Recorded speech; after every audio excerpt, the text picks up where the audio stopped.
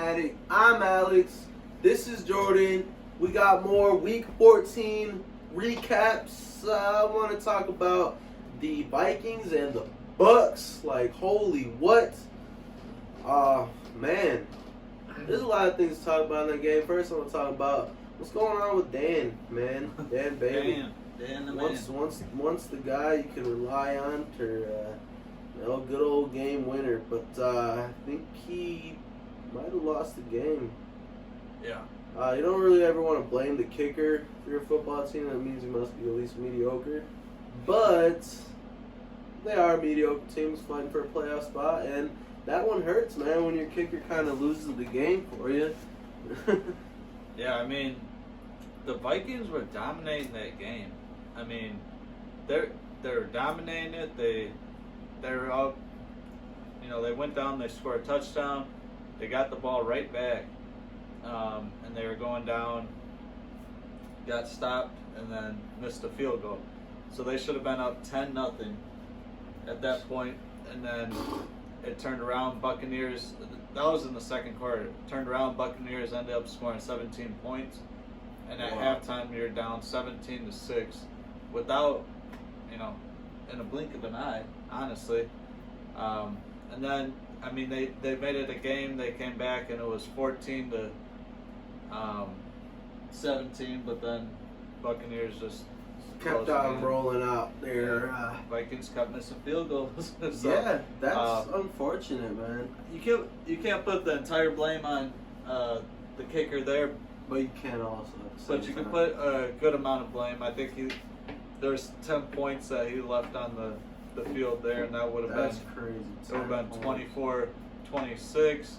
Now you're talking about a really close game. Anything can change there. So, oh boy. But the Vikings weren't finishing drives too. That's another thing.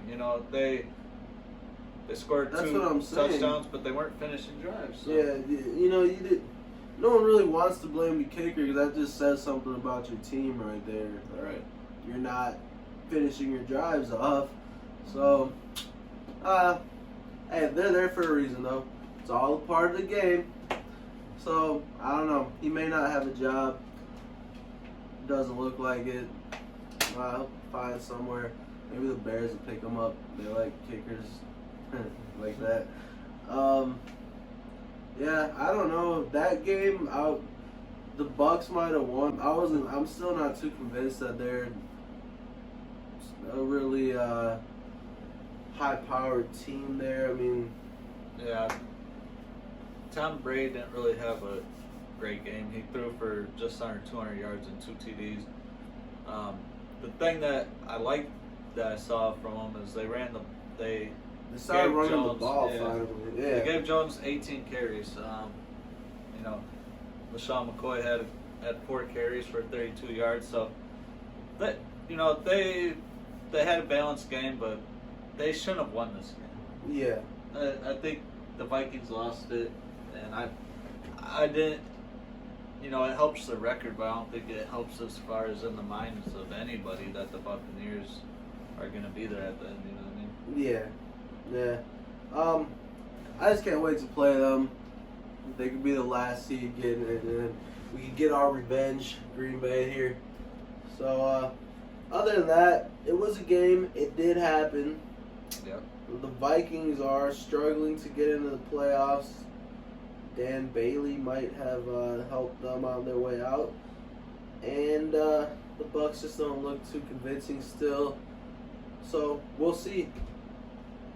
That was our Week 14. That's all I got. You got anything else to add to that? No. All right. Well, if you're a Vikings fan, I feel bad for you. Yeah, sorry. Not really.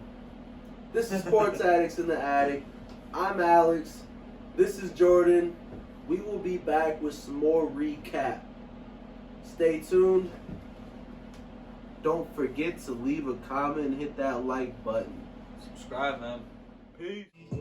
My whole squad is lethal. You say you from the streets, but you get crossed like the Beatles. You say you from the streets, but you get poked like a needle.